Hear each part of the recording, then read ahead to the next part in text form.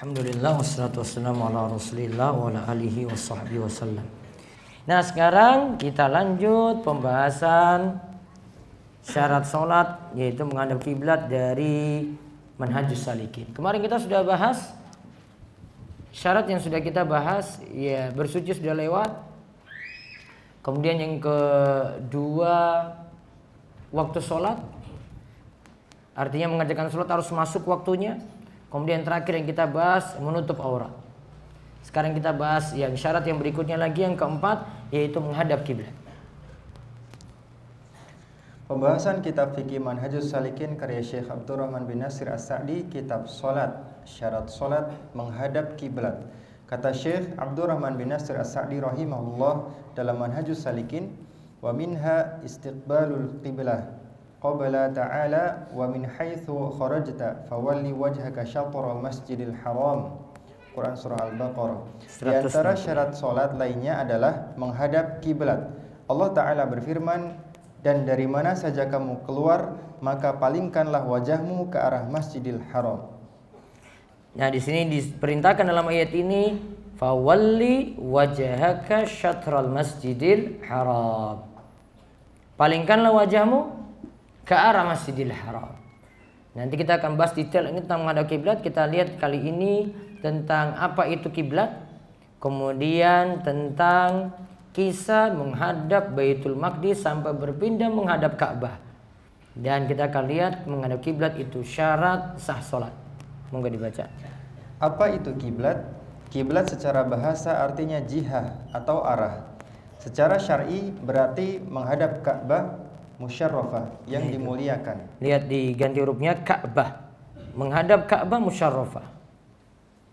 Jadi kiblat itu maksudnya menghadap Ka'bah. Terus sekarang kisah menghadap Baitul Maqdis. Ini disebutkan dalam kitab Al-Mawsu' Al-Fiqhiyah. Kisah menghadap Baitul Maqdis. Dulu Nabi SAW sholat sekitar 10-an tahun menghadap Baitul Maqdis setelah beliau tiba di Madinah. Jadi setelah tiba di Madinah, kan ada perintah sholat, maka awal-awalnya selama 10 bulan lebih beliau itu sholat menghadap Baitul Maqdis. Nah, masalahnya di sini, ini kan kiblatnya orang Yahudi. Orang Yahudi tahu Nabi SAW itu menghadap Baitul Maqdis, mereka malah senang. Oh, lihat tuh, Nabi SAW saja menghadap kiblat tempat kita menghadap juga. Nah, coba lihat kalimat selanjutnya. Orang Yahudi lantas senang akan hal itu. Namun Rasulullah SAW senang menghadap Baitul Maqdis karena menyukai kiblatnya Nabi Ibrahim alaihissalam. Nah, masalahnya Nabi SAW itu senang dengan kiblatnya Nabi Ibrahim. Dan mungkin juga belum ada perintah tegas ketika Nabi SAW tiba di Madinah. Mau menghadap mana? Maka akhirnya beliau putuskan menghadap Baitul Maqdis. Nah, maka awalnya datang situ orang Yahudi senang sekali. Wah, itu sama dengan kita. Lihat, berarti Nabi SAW itu ikut kita.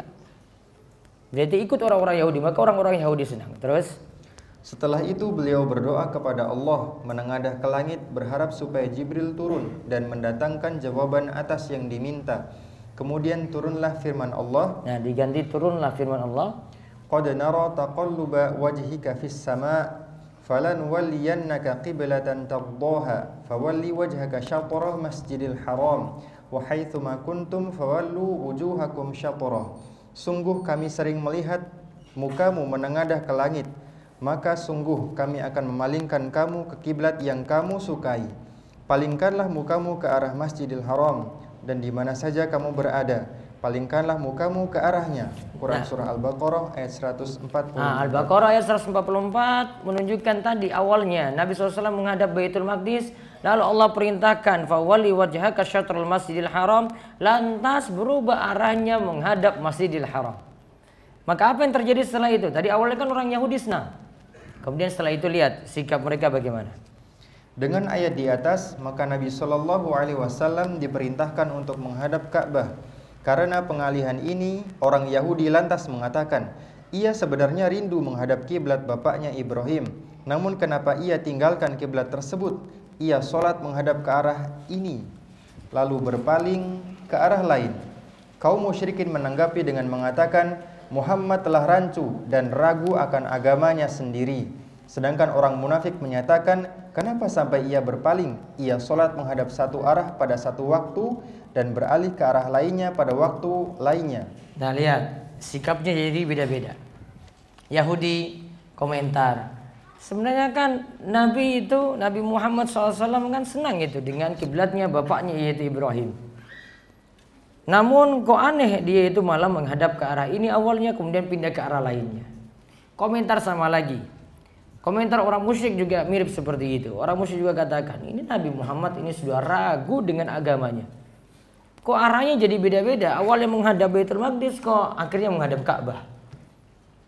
Kemudian orang munafik, nah ini orang munafik malah dukung-dukung lagi. Munafik itu kan aslinya KTP-nya, istilahnya KTP lagi. Lahirianya kan Islam. Secara lahiriah kan Islam dia. Ya, namun batinnya kan menolak apa yang diajarkan oleh Nabi SAW. Maka sikapnya itu bukan dukung Nabi di sini, lihat. Malah seakan-akan sifatnya sama dengan orang-orang musyrik. Jadi nambah-nambahin lagi. Ini kok aneh. Sholat satu keadaan itu menghadap arah ini, yaitu menghadap Baitul Maqdis, kemudian pindah lagi menghadap Ka'bah. Maka sifat orang munafik itu diantaranya ngompor-ngompori juga. Panas-panasin. Yahudi nggak senang, tunjukkan sifat nggak senang. Orang musyrik ya wajar, nggak senang juga. Orang munafik tadi yang lahiriahnya itu Islam, ya lahiriahnya Islam, nampakkan juga ketidaksenangan seperti itu. Panas-panasi, bikin ya suasana tambah panas ketika itu. Nggak bela dia. Maka kalau ada orang Muslim kok ada yang saudaranya itu misalnya ya ada kena musibah, kok tambah panas-panasin gitu, nggak mau nolong, nggak mau bantu. Sifat-sifat munafik yang dia miliki sebenarnya. Harusnya kan orang Muslim akhirnya jelaskan ini. Oh, Nabi pindah arah seperti ini karena lihat ayatnya itu kan sudah perintahkan lagi berbeda. Awalnya Baitul Maqdis, kemudian Allah perintahkan untuk ngadap Masjidil Haram. Harusnya kan terangkan untuk menunjukkan dukungan di situ. Ya, bukan malah jelek-jelekan. Kecuali misalnya ingin jelaskan misalnya kalau ada saudaranya yang sesat, ada yang menyimpang, boleh jadi dia gibahin itu.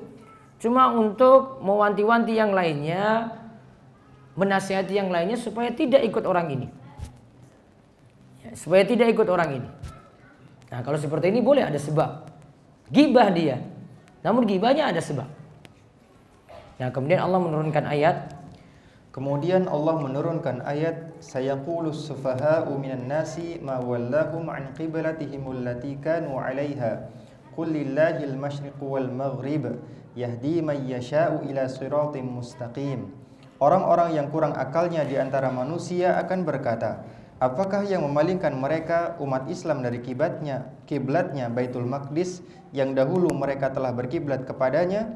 Katakanlah, kepunyaan Allah lah timur dan barat. Dia memberi petunjuk kepada siapa yang dikehendakinya ke jalan yang lurus. Quran Surah Al-Baqarah ayat 142. Karena Allah yang punya arah tadi.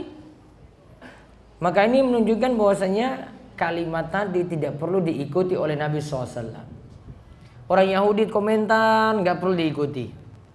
Orang musyrik tanpa komentar lagi nggak perlu diikuti lagi. Orang munafik tanpa komentar lagi sama juga tidak perlu diikuti.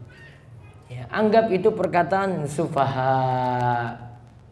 Sufaha itu apa? Khafiful akli. Orang yang kurang akal, kurang cerdas, kurang berpikir. Ini ditujukan sufaha ini untuk orang-orang apa tadi? Berarti ditujukan kepada Yahudi, ditujukan kepada orang-orang musyrik, ditujukan kepada orang-orang munafik. Sudah nggak usah ikuti komentar mereka. Nanti arahnya balik lagi nanti ke Baitul Maqdis, sudah ke Ka'bah, kemudian balik lagi ke Baitul Maqdis, nanti mereka komentar lagi. Maka nggak setiap komentar orang itu kita ikuti. Nabi SAW nggak mau ikuti komentar Yahudi tadi, nggak mau ikuti komentar orang musyrik, nggak mau ikuti komentar orang-orang munafik. Bila jalannya sesuai dengan apa yang Allah perintahkan sudah cukup. Maka kalau jalan syariat juga demikian, nggak perlu ikuti komentar orang, cukup jalankan perintah Allah. Walaupun kanan kiri nanti komentar macam-macam. Kita misalnya laki-laki, ya, dia melihara jenggotnya misalnya, ada yang komentar nggak? Orang tua komentar nggak? Orang tua ada yang komentar. Kemudian teman dekat juga ada yang komentar. Teman kuliah juga ada yang komentar. Teman kantor juga ada yang komentar. Kalau semua mau dituruti satu-satu, ada yang bilang bagus, ada yang bilang ini nggak bagus, ada yang bilang ini jelek, ada yang bilang ini dan macam-macam. Masing-masing kita ikuti, kita nggak akan pernah sampai pada tujuan. Makanya Imam Syafi'i itu pernah mengingatkan, idrakun nas ghayatun la tudrak. Mengikuti keinginan orang adalah tujuan yang sulit tercapai.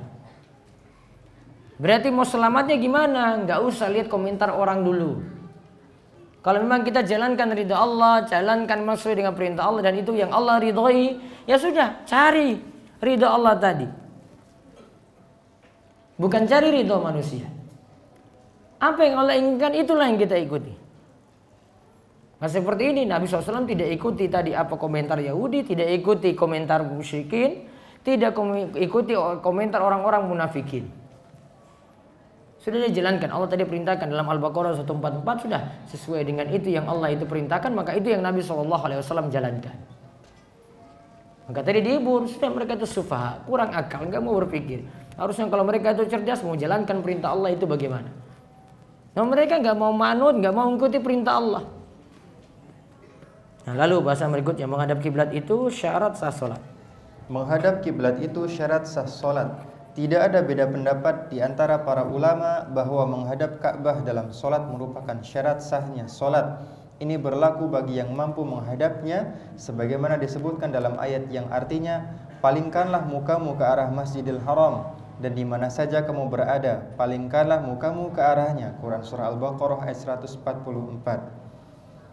Terus bagi yang mampu? Bagi yang mampu menghadap kiblat, maka tidak sah jika tidak menghadapnya. Demikian ijma' kaum muslimin. Nah, ijma' kaum muslimin, kalau kita tahu arah kiblat, tahu itu di mana Ka'bah, kita tidak menghadapnya, maka sholatnya jadi bermasalah. Nantinya jadi berbeda ketika seorang itu tidak mampu. Misalnya dia tidak melihat Ka'bah, seperti yang ada di negeri kita ini, kita tidak melihat secara langsung, nanti ada pembahasan sendiri. Juga yang tidak mau misalnya ketika sakit tidak bisa menghadap kiblat, dia cuma berbaring tempat tidurnya, mau badannya agak diangkat untuk bisa menghadap kiblat nggak bisa. Mau dibaringkan ke kanan atau dibaringkan sambil ke kanan itu sholat juga nggak bisa. Ya sudah, dia sholat ke arah manapun.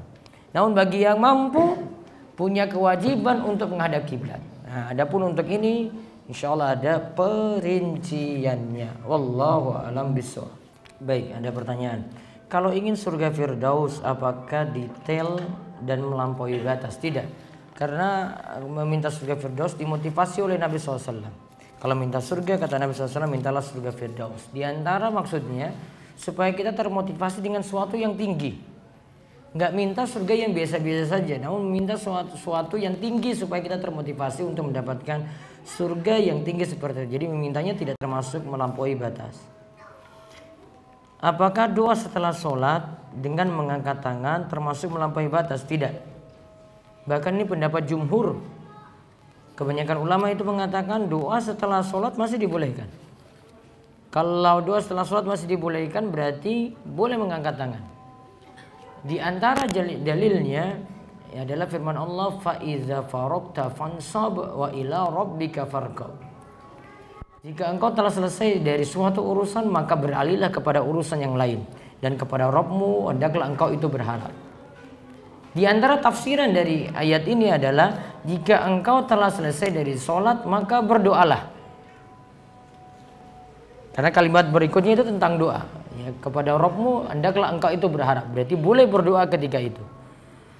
Nah, ini jadi dalil. Di samping juga ada hadis-hadis yang mendukung hal ini. Di antaranya Nabi SAW itu pernah ditanya, ayyud du'ai asma, doa apa yang paling terkabul? Kemudian beliau jawab, di antaranya adalah doa di akhir sholat. Dan di antara makna akhir sholat di sini adalah setelah salam juga termasuk akhir sholat atau dubur sholat. Jadi tidak keliru dalam hal itu. Namun kalau mau meletakkan doa paling bagus dan paling banyak kita ini letakkan paling bagus di dalam sholat. Dikarenakan kata Syekh Muhammad bin Shalih Al-Utsaimin, tempat tersebut adalah tempat di mana kita paling dekat dengan Allah. Bagaimana jika berzikir pada setelah sholat dengan keras, apakah tidak boleh? Zikir terbaik juga dengan lirih, tidak dengan suara keras. Dan wallahu alam, dalam mazhab Syafi'i, setahu kami mazhab Syafi'i pun juga menganjurkan zikir dengan suara lirih. Yang menganjurkan dengan suara keras setahu kami hanya dalam mazhab Hambali saja. Namun Hambali menganjurkan zikir dengan keras itu hanya per individu, tidak dikomandoi. Jadi berbeda. Kalau tidak salah saya pernah dengar ketika kita setelah tahajud itu minta doa apa saja, silahkan. Apakah itu salah? Itu boleh.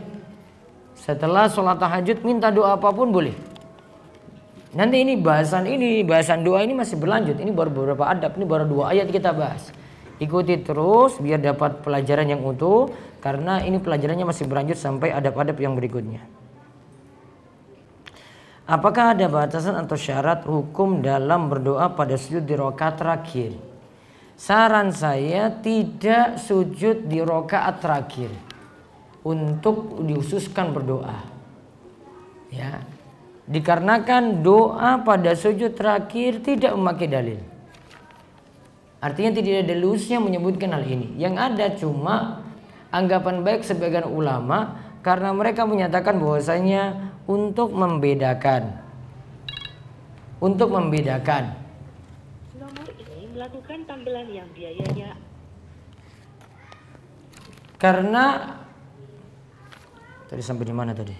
Apa bunyi sih?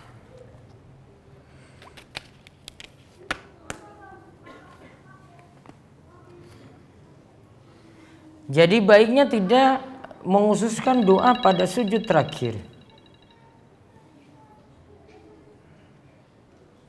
Baiknya tidak menghususkan doa pada sujud terakhir. Dikarenakan satu, Nabi SAW itu biasanya dari awal sampai akhir itu gerakan beliau awal itu lebih lama, kemudian turun lagi. Jadi paling lama itu pada awal. Kemudian yang kedua, sebagian ulama cuma menganjurkan saja letakkan doa pada sujud terakhir, khususnya untuk imam misalnya, untuk menandakan kalau setelah itu adalah rakaat terakhir dan itu adalah tahiyat terakhir. Maka mereka perlama itu supaya orang tahu, oh dia lama di sini, oh berarti setelah ini nanti tahiyat akhir. Namun menetapkan seperti ini butuh dalil. Sehingga yang tepat ada beberapa fatwa dari hal ini, diantaranya Syekh Al-Jibrin dan yang lainnya yang menyatakan bahwasanya tidak perlu mengkhususkan seperti itu. Wallahu a'lam.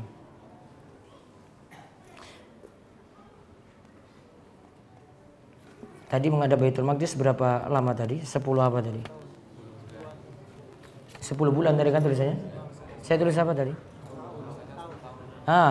Itu diganti berarti. Saya tadi sudah.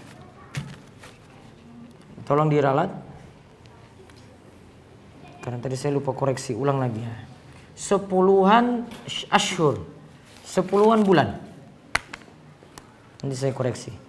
Dikoreksi lagi 10-an bulan. Saya tadi sudah periksa terakhir, terus saya lupa perbaiki tadi.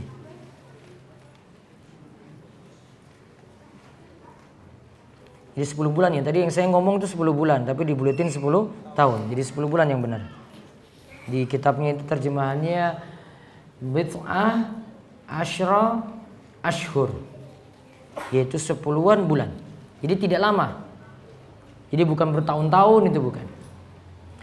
Apakah memori atau ingatan selama di dunia kelak di akhirat tetap utuh dan tidak hilang atau berkurang? Wallahu a'lam.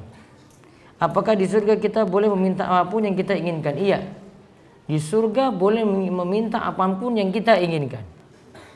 Apakah perbedaan tingkatan-tingkatan surga jika di surga manapun kita boleh minta apa yang kita inginkan? Iya. Boleh, namun nanti sekadar sesuai dengan kedudukan kita di surga seperti apa. Wallahu a'lam. Apakah doa orang yang terzolimi bisa bekerja pada dirinya sendiri? Apakah doa orang yang terzolimi bisa bekerja pada dirinya sendiri? Misal kita dizolimi lalu kita berdoa semoga kita menjadi lebih sukses dari yang menzolimi kita.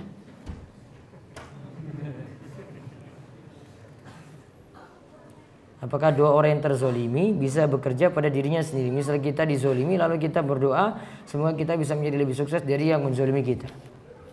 Wallahu a'lam. Bagaimana tentang mereka yang mengamalkan thariqat? Ada pula yang mengamalkan talqin dengan bersama seperti zikir. Kalau mengamalkan thariqat itu salah satu metode sufi untuk beragama. Mereka punya thariqat, punya aliran-aliran. Dan thariqat ini tidak pernah disandarkan kepada nama Nabi SAW. Pasti thariqat ini disandarkan pada nama tokoh mereka. Dan ciri aliran yang bermasalah itu adalah ketika mereka mengkultuskan tokoh. Namun ini tidak berlaku pada penyebutan Wahabi. Karena Wahabi bukan kultuskan tokoh.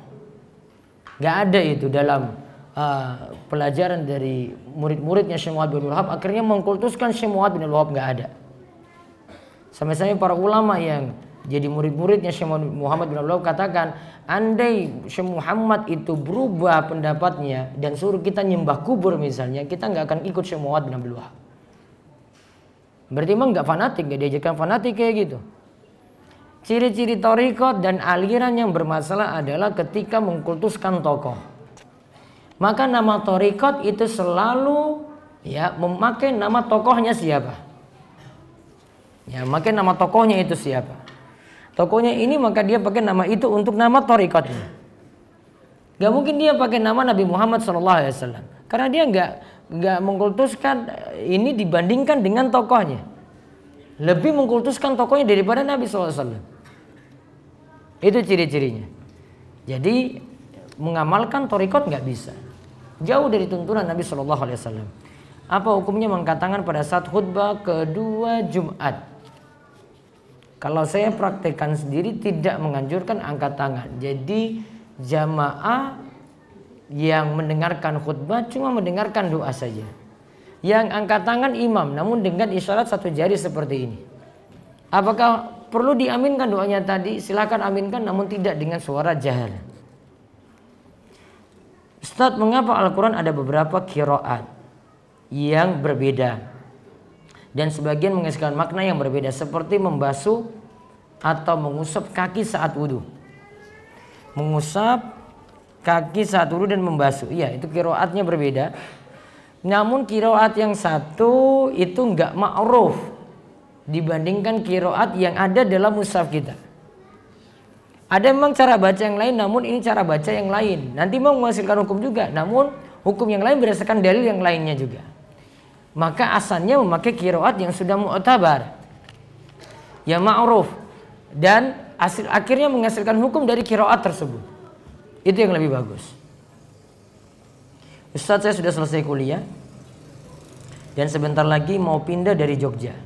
Mohon didoakan agar mendapatkan pekerjaan yang halal, berkah dan baik, dan semoga semangat mengaji, mencari ilmu tetap terjaga meski sudah tidak di Jogja lagi. Jogja itu selalu berkesan sekali. Mau pergi dari Jogja itu berat sekali ya. Kan ya nikahlah dengan orang Jogja aja. Manakah yang lebih afdol? Kunut atau tidak kunut? Kalau ditanyakan kunut masih global di sini. Ada kunutnya namanya kunut nazilah. Tetap ada tuntunan. Kunut nazilah ketika terjadi musibah besar. Kemudian nanti ada anjuran untuk kunut ketika itu. Namanya kunut nazilah. Ada lagi yang kedua namanya kunut witir. Nabi SAW pernah mengajarkan cucunya kunut witir, yaitu disuruh membaca Allahumma hadini fiman hadait, wa afini fiman afait, wa tawallani fiman tawallait, wa barik li fima a'tait, wa qini syarra ma qadait, dan seterusnya. Itu kunut witir. Ada anjuran berarti. Dalam mazhab Syafi'i dianjurkan kunut witir setelah separuh Ramadan. Namun yang tepat kata Ibnu Taimiyah, bagi yang baca kunut witir sepanjang tahun silahkan. Bagi yang kadang-kadang baca juga silahkan. Bagi yang membacanya setelah separuh Ramadan juga silahkan. Bagi yang tidak baca juga sama sekali silahkan. Ibnu Taimiyah katakan ini dalam Majmu' al-Fatawanya. Terus yang ketiga kunut subuh. Kalau dalam mazhab Syafi'i masuk dalam sunnah ab'ad. Sunnah abad itu artinya apa? Tidak lakukan ini maka diperintahkan sujud sahwi. Tinggalkan ini maka diperintahkan sujud sahwi. Dalil-dalilnya diantaranya disebutkan dalam kitab Bulughul Maram karya Ibnu Hajar Al-Asqalani. Namun dari sisi riwayat dhaif. Tidak kuat, maka kalau tidak amalkan itu lebih baik. Dalam mushola umum, bolehkah kita mengimami wanita yang bukan mahram dan kondisi di mushola tersebut hanya berdua? Soalnya saya pernah mendengar bahwa kita tidak boleh mengimami yang bukan mahram jika hanya berdua di mushola karena termasuk ikhtilat.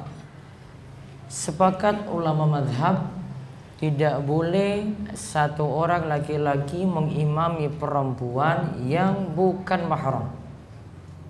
Solusinya adalah satu, laki-lakinya itu banyak atau dua, perempuannya itu banyak.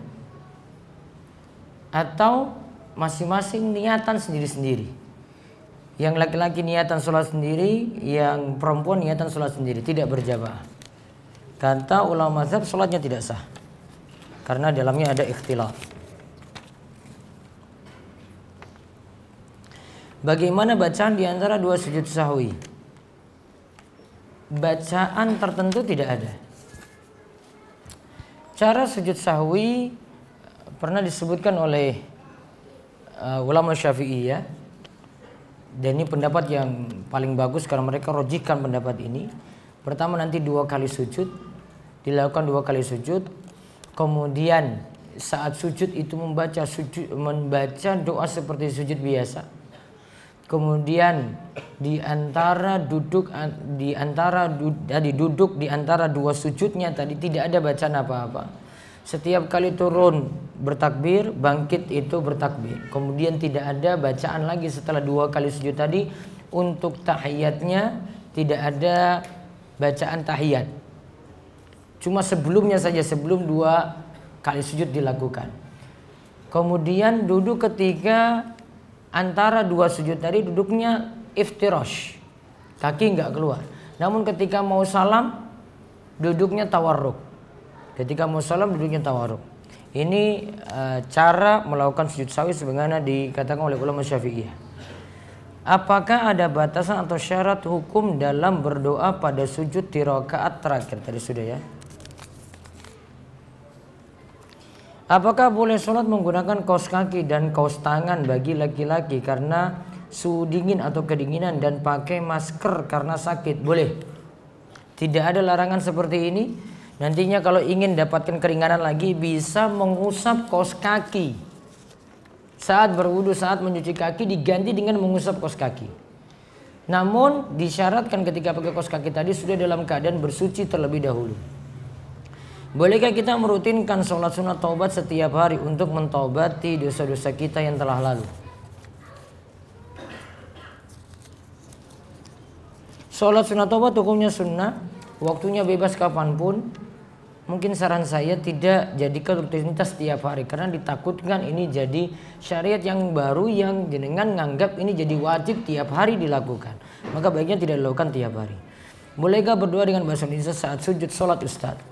Kaidah dalam mazhab Syafi'i, di dalam sholat termasuk juga dalam doa atau bacaan yang lainnya hanya boleh ada bacaan Al-Quran ya, atau kalau itu doa berarti doa yang dibuat dengan bahasa Arab, walaupun bebas dia buat kalimatnya seperti apa. Yang ketiga yang tidak boleh ada terjemahan di dalam sholat. Misalnya, antum bisa baca doa Rabbana atina fid dunya hasanah wa fil akhirati hasanah wa qina adzabannar. Terus diganti, ya Allah berikanlah kepadaku kebaikan di dunia dan berikanlah kepadaku kebaikan di akhirat dan jauhkanlah aku dari siksa neraka. Kata Al-Imam Al-Khatib Asy-Syirbini, dia bisa baca tulisan Arab, dia baca terjemah, sholatnya batal. Maka ahsannya tidak baca doa bahasa Indonesia. Baca berarti diucap. Kalau dalam batin berarti tidak dianggap. Tidak baca doa dalam bahasa Indonesia di dalam sholat. Mengenai aurat yang terbuka saat sujud, bagaimana cara kita mengingatkannya Ustadz, dan masuk yang mana jika setiap sujud selalu terlihat? Nah ini laki-laki ini biasanya kayak gini. Ya, bagian belakangnya itu terlihat. Kemarin kita lihat ada yang auratnya terbuka ringan, ada yang terbuka parah. Ya, kalau itu terbuka parah, ya, kalau terbuka ringan, misalnya di atas lutut, cuma terlihat saja sebentar. Ya, seperti ini tidak membatalkan sholat. Namun kalau terbuka berat, ya terbuka parah, ini bagian aurat yang berbahaya itu dilihat. Kemudian dia lupa dan itu lama. Sampai selesai baru dia sadar, lupa itu dalam keadaan luka. Maka baiknya ulangi sholatnya. Maka sarankan pada orang yang tadi terbuka seperti itu, lihat kondisinya gimana. Bagiannya parah atau enggak yang terbuka. Kemudian yang kedua, terbukanya lama atau singkat. Nah, rinciannya ada di buletin yang ada kita jelaskan kemarin. Allahu a'lam. Ustadz, dulu saya dalam perjalanan di saat sholat maghrib saya menemukan masjid. Saat sholat maghrib saya menemukan masjid. Jadi masjid tersebut sudah selesai sholat jamaah. Setelah sholat mereka bertahlil dengan suara keras dan menggeleng-gelengkan kepala. Setelah mengetahui itu saya tidak jadi sholat di sana dan cari masjid yang lain sampai mendekati waktu isya. Kamu tetap sholat di situ saja. Biarkan mereka geleng-geleng kepala, bukan urusanmu. Jangan kamu di belakang situ sholat gitu. Sudah, nggak usah pedulikan amalannya ini. Anda juga misalnya kamu turut sholat di situ, ya, untuk mengurangi mudarat, apalagi kamu sudah jadi jamaah rutin karena warga situ, baiknya nggak gerak-gerak dari situ. Kamu zikir sendiri, kemudian perbanyak amalia sendirilah di situ. Dikarenakan efek kalau kamu itu pergi dari tempat tadi, orang akan menganggap lebih aneh dibandingkan kamu diam di tempat dan nggak ikut ritual mereka. Jadi diam di tempat saja. Ini kalau dia sudah selesai sudah baru kita ikut bubar. Kita nggak ikut amalia mereka, namun resikonya karena saya di tempat tersebut. Ya, makanya kalau kamu nggak ikut ini berarti cuma sholat saja, sholat di belakang, sudah selesai pergi dari situ. Tadi resikonya kamu mundur lagi waktu maghrib dan isya itu mepet sekali. Resikonya lebih besar. Maka saran saya tetap sholat di masjid tadi. Kalau temui lagi masalah seperti itu dan amalia mereka tidak perlu diikuti, tidak masalah. Oh, ini tanya tentang koza. Apakah cukur dengan ukuran berbeda-beda? Misalnya samping belakang 1 cm, atas 4 cm, termasuk koza? Tidak. Koza itu belakang ini habis, ya toh?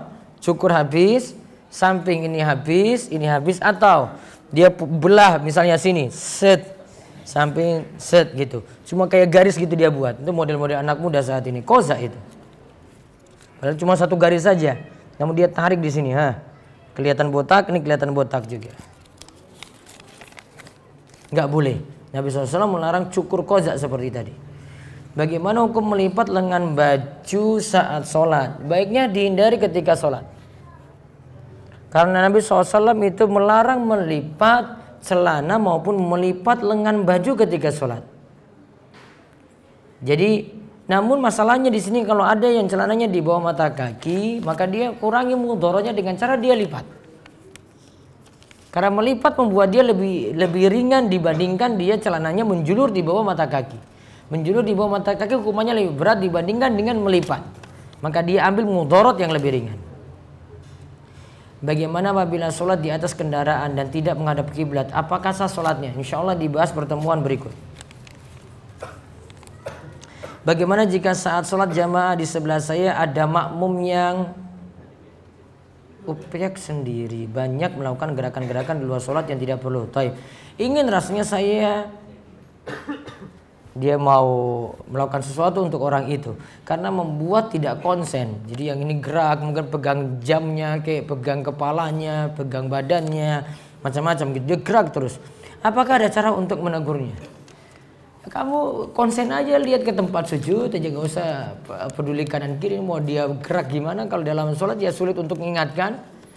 Kalau itu misalnya, ini coba lihat kondisi. Kalau itu orang yang kamu kenal dan bisa ingatkan dia langsung, misalnya saya sholat dengan anak saya, ya anak saya supaya dia sholat tahu sholat itu nggak banyak gerak, ya kadang dia lakukan gerakan-gerakan sini banyak-banyak gerak, pukul tangannya. Dia tahu, oh harus diam. Nah masalahnya ini kalau praktekkan pada orang lain, kamu nggak kenal apa-apa kayak gitu. Wow, habis sholat dia tunggu kamu nanti. Ini apa-apaan, saya nggak salah apa-apa kok, dia bilang kayak gitu nanti. Kalau dengan anak sendiri kan langsung tek, Dia sudah tahu, oh iya, salah. Orang tuanya ngomong langsung, mukul langsung. Dia misalnya main-main, tengok kanan kiri gitu. Nyentuh dia aja dia sudah tahu itu salah. Namun kalau orang lain coba kalau kamu praktekkan. Orang lain kamu praktekkan coba. Taruhlah HP-nya bunyi, kamu tepuk pahanya aja gitu. Gitu aja, tepuk pahanya. HP-nya bunyi, kamu tepuk pahanya saat sholat. Apa yang terjadi setelah sholat? Dia marah sekali itu. Bisa jadi kita salah tepuk juga, ternyata samping kanannya lagi yang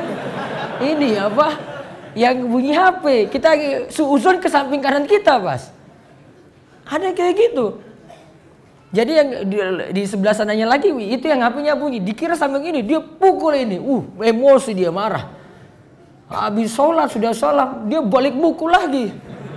Kamu ini mukulin saya saat sholat.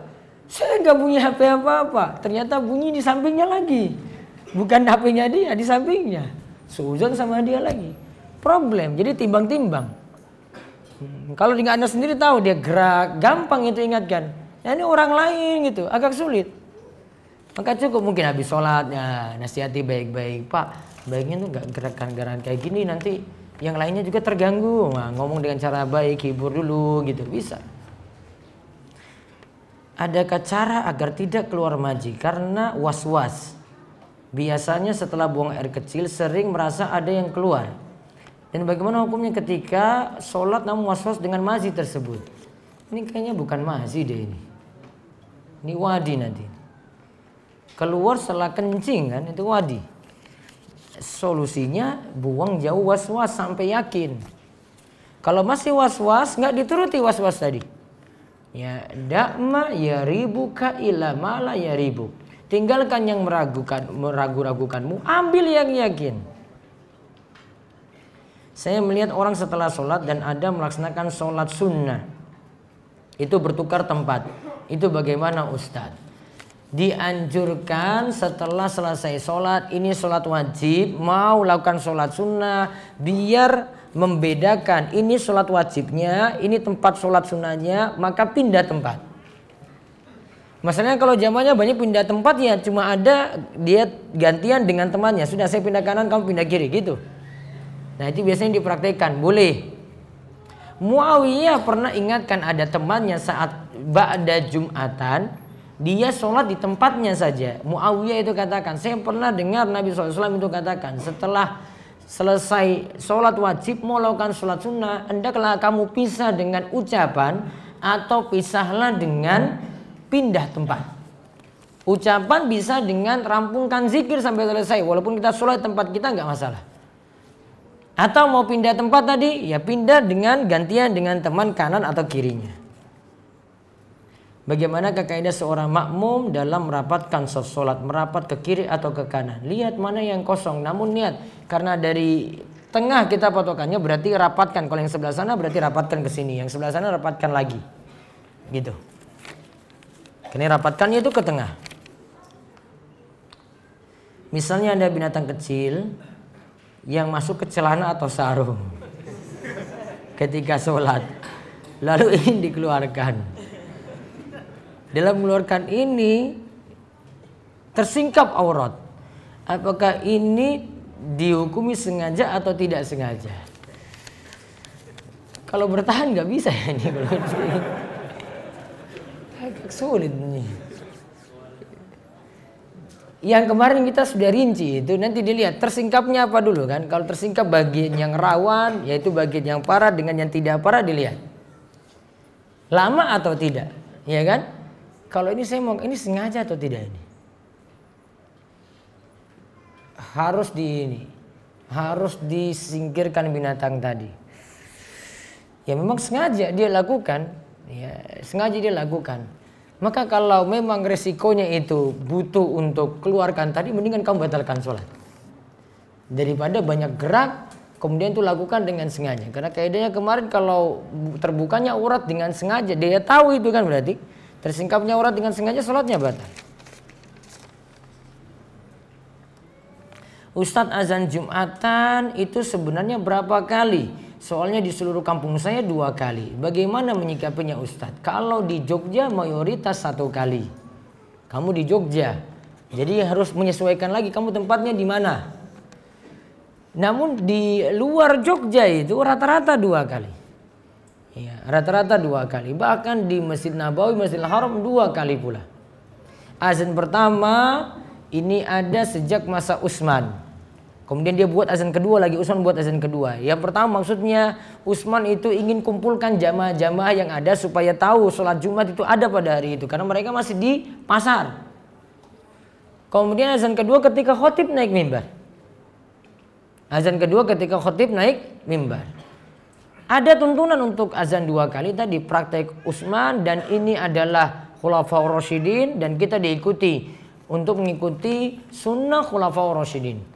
Wa alaikum bisunnati wa sunnatil khulafair rasyidin al-mahdiyyin. Dan berpegang teguhlah dengan sunnahku dan sunnah khulafaur rasyidin. Jadi boleh. Sekarang cuma kamu harus ini aja, banyak belajar sehingga banyak butuh penyesuaian. Kalau kamu di Jogja kebiasaannya kayak gitu nggak bisa diubah. Ikuti saja. Contoh, kenapa di sini nggak usah kamu ubah? Misalnya kamu pergi KKN ke tempat pedalaman sana yang sudah situ praktekkan azannya cuma 1 kali untuk Jumatan. Kamu jangan cari-cari masalah, situ azan 2 kali. Masalah bagi kamu. Sama juga ini kadang warga itu komentar, kita nggak biasa zikir ba'da sholat itu keras-keras. Kamu jangan bawa kebiasaanmu ya ke desa yang rata-rata nggak praktekkan seperti itu, malah mereka nggak aneh. Wah, ini mas itu gimana sih? Ya. Dia nganggap aneh, protes seperti itu. Di desa sana misalnya nggak pernah kunut subuh, kamu praktekkan itu, jamaah nganggap kamu aneh karena mereka nggak pernah lihat. Maka sesuatu yang anggap aneh di suatu tempat, yang ini kamu harus banyak belajar, cari tahu ini apa prakteknya di situ. Saya takut saya salah.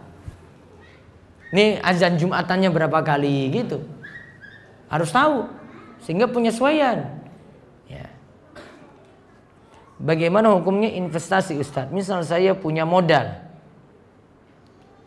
terus ingin punya lahan tapi tidak. Sebentar.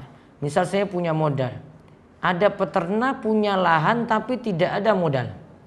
Maka saya investkan modal tersebut ke peternak. Nanti modal tersebut kembali sekian tahun dengan laba. Apakah itu termasuk riba? Kembali sekian tahun dengan laba. Niatannya apa dulu? Kalau niatannya pinjamkan berarti tidak boleh dapat laba. Kalau niatannya di sini investasikan yaitu mudharabah, berarti resikonya kalau dapat untung bagi sama-sama, kalau dapat rugi juga mesti nanggung sama-sama. Riba itu nggak mau ada rugi. Jadi dia ini saya tanam modal ke kamu ya, pokoknya kembali nanti 5 tahun kembali. Saya dapat untung sekian. Nah itu namanya tidak mau dapat rugi. Karena dia pingin itu balik. Maka berarti niatannya itu cuma meminjamkan. Namun dia tarik untung. Tarik untung dalam utang piutang, jatuh dalam riba. Maka lihat, dicek itu. Kamu transaksinya maunya apa kamu tanam modal tadi? Modal cuma pinjamin saja, ini biar saya nggak pakai uang ini, saya punya uang sekian rupiah ini, saya simpan aja dia pakai gitu. Nanti setelah berapa tahun baru saya ambil. Berarti resikonya dia mau bangkrut sekalipun bukan jadi tanggunganmu. Untung ya dia itu untung untuk dia, rugi ya sudah dia nanggung. Yang penting uang kembali. Dia nanggung ruginya. Yang jelas modal tadi akan kembali. Dia harus kembalikan utuh. Namun kalau mudharabah resikonya adalah untung nanti bagi bersama-sama, rugi juga nanggung sama-sama. Itu. Kalau riba tidak mau cari rugi, dia mau untung saja. Tiket saya jam 14.30 hari Jumat. Bolehkah saya jamak asar dengan Jumatan Ustadz? Boleh. Sebagian ulama membolehkan sholat asar dijamak dengan sholat Jumat. Setelah Jumatan langsung dia lakukan sholat asar. Walaupun sebagian ulama tidak bolehkan. Wallahu a'lam. Bagaimana hukum foodgram? Food vlogger. Apa ini? Oh, mungkin jalan-jalan sambil masukin video terus untuk makan ini ya. Dia kuliner terus masukkan videonya ke Instagram. Gitu. Vlog berarti di YouTube. Dan apa hukumnya wisata kuliner? Wisata kuliner ya berarti makan-makan kan? Karena saat ini lagi populer. Boleh-boleh saja, namun waktunya nggak habis untuk nyicipi makanan terus nanti ganti sini. Kalau nggak perlu, waktunya habis untuk itu. Adapun tadi food grab maupun food vlogger sah-sah saja atau boleh-boleh saja. Nanti perlu rincian lagi tersendiri untuk itu. Adik saya memiliki cita-cita bekerja di pajak Kenapa bekerja di pajak haram kata dia? Agar saya mengetahui dan berdakwah kepada adik saya. Adikmu cita-citanya sungguh keterlaluan. Nggak tahu ini kalau ini pajak itu bermasalah. Pajak itu buat orang itu, aduh kalau kamu tahu dunia pajak itu bagaimana ya. Di antara ciri-ciri orang narik pajak itu gimana? Selalu cari-cari masalah. Ini saya sudah hitung pajak ini sesuai dengan hitungan saya misalnya, dia pasti cari-cari salah lagi. Pak itu pasti ada yang belum dihitung. Coba hitung lagi benar. Kalau sudah kita hitung itu, cari masalah. Yang kedua, ada sesuatu yang dia tidak punya peran serta dalam penghasilan ini, namun dia tarik. Misalnya dia mau narik pajak lah dari seorang penulis buku. Sekarang apa peran pesertanya itu pegawai pajak dalam menulis buku, apa peran sertanya? Buat kopi saja dia punya peran serta. Ada dia bantu kita gitu, mijit aja lah. Ada bantu. Terus kok tiba-tiba dia narik?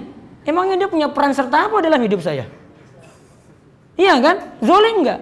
Zolim. Makanya kalau jadi cita-cita, sungguh keterlaluan. Jadi orang zolim berarti. Makanya hapus itu. Mau di sekolah di jurusan kayak begini, atau dia mau bekerja gitu, sayang sekali cita-cita kayak begitu. Hapus itu. Nah cita yang sia-sia. Cita-cita itu mau jadi suatu yang manfaat tuh. Zolimi orang itu dapat dua jelek juga loh. Kalau sudah zolimin, coba nanti lihat saja hidupnya bagaimana nanti. Kamu lihat aja orang yang bekerja seperti ini dengan cara zolim, menzolimi orang, nanti lihat aja hidupnya bagaimana. Dapat doa-doa baik nggak? Kalau orang itu bantu yang lain, dapat doa baik terus. Namun kalau zolimi yang lain coba, zolimi orang terus. Sama rentenir juga sama, zolimi orang kan. Hidupnya pernah tentram nggak? Nggak pernah tentram. Dia sekarang punya uang banyak, tunggu satu waktu nanti. Ada suatu masalah nanti dalam hidupnya. Entah diberi penyakit berat, cara matinya sulit, macam-macam aja lah ada musibah. Walaupun sekarang mungkin dia makmur dengan uangnya itu. Maka ganti cita-cita, bilang adikmu itu ganti cita-cita. Cita-cita kok ingin jadi orang zolim kan sama aja kan. Apakah bersentuhan tidak sengaja membatalkan wudhu? Ini bersentuhan dengan siapa ini? Kalau dengan istri ya tidak batal wudhu. Dalil yang pernah kita sebut di waktu bahas kitab Al-Azkar itu, Nabi SAW sholat dicari-cari Aisyah, kemudian Aisyah pegang tumitnya belakang. Nabi lanjut sholat, berarti wudhunya tidak batal, sholat tidak batal. Aisyah tadi nyentuh, sekarang Nabi SAW pernah, karena Aisyah tidur melintang di depan, ketika mau sujud Nabi sentuh kaki Aisyah supaya kaki Aisyah tidak selonjor, ditarik. Terus ketika Nabi SAW mau berdiri lagi, Nabi tarik kaki Aisyah. Menunjukkan Nabi sentuh. Kalau tadi Aisyah yang sentuh, sekarang Nabi sentuh. Namun Nabi tetap lanjutkan sholat. Menunjukkan wudhu tidak batal. Namun kalau kamu tanya sentuh perempuan lain, rinci lagi. Kesimpulannya tidak batal wudhu, namun dosa kalau itu bukan mahram. Dosa kalau itu bukan mahram.